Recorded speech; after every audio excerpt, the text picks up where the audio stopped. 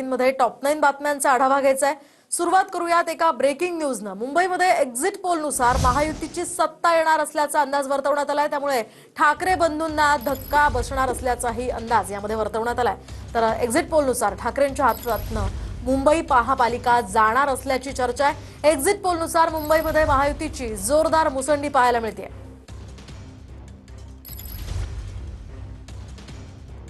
बघूयात नेमकी काय आकडेवारी या एक्झिट पोलमध्ये दाखवण्यात आलेली आहे। महायुतीला मुंबईमध्ये 131 ते 151 जागांचा अंदाज वर्तवण्यात आलाय।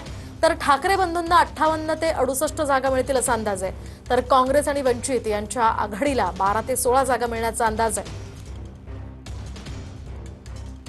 तर मुंबईमध्ये ठाकरे बंधूंना एक्झिट पोलनुसार हा मोठा धक्का मानला जातोय।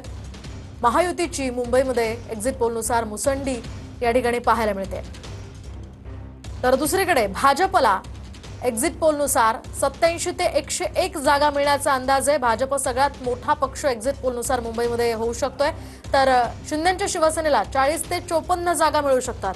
तर ठाकरेंच्या शिवसेनेला 44 ते 58 जागा मिळण्याचा अंदाज आहे। शिवाय मनसेला 0 ते 6 जागा मिळू शकतात असा अंदाज आहे। शिवाय महत्त्वाचं म्हणजे शरद पवारांच्या राष्ट्रवादीला या ठिकाणी एकही जागा मिळताना दिसत नाहीये। दुसरीकडे काँग्रेस आणि वंचित बहुजन आघाडी यांच्या आघाडीला 16 ते 25 जागा मिळण्याचा अंदाज आहे। तर इतर पक्षांना सुद्धा 5 ते 9 जागा मिळू शकतात असा अंदाज या एक्झिट पोलमध्ये वर्तवण्यात आलाय। तर जेव्हीसी यांच्या एक्झिट पोलनुसार महायुतीला मुंबईमध्ये 97 ते 108 जागा मिळू शकतात। यांच्याही एक्झिट पोलमध्ये भाजप सगळ्यात मोठा पक्ष दाखवला जातोय। तर शिंदेच्या शिवसेनेला 32 ते 38 केवळ जागा मिळू शकतात जेव्हीसीच्या सर्व्हेनुसार। दरम्यान ठाकरे बंधूंना या ठिकाणी 52 ते 59 जागांचा अंदाज वर्तवण्यात आलाय।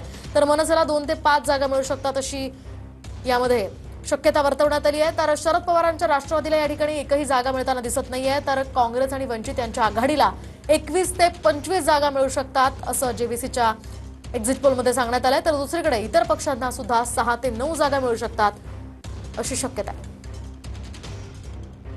तर प्राप्तच्या एक्झिट पोलनुसार महायुतीला मुंबईमध्ये 137 जागा मिळण्याचा अंदाज वर्तवला जातोय। तर ठाकरे बंधूंना केवळ 52 जागा मिळू शकतात अशी शक्यता यामध्ये वर्तवण्यात आली आहे। तर काँग्रेस आणि वंचित यांच्या आघाडीला 22 जागांचा अंदाज प्राप्तच्या या एक्झिट पोलमध्ये वर्तवण्यात आला। तर इतर पक्षांना यामध्ये एकही जागा मिळताना दिसत नाही।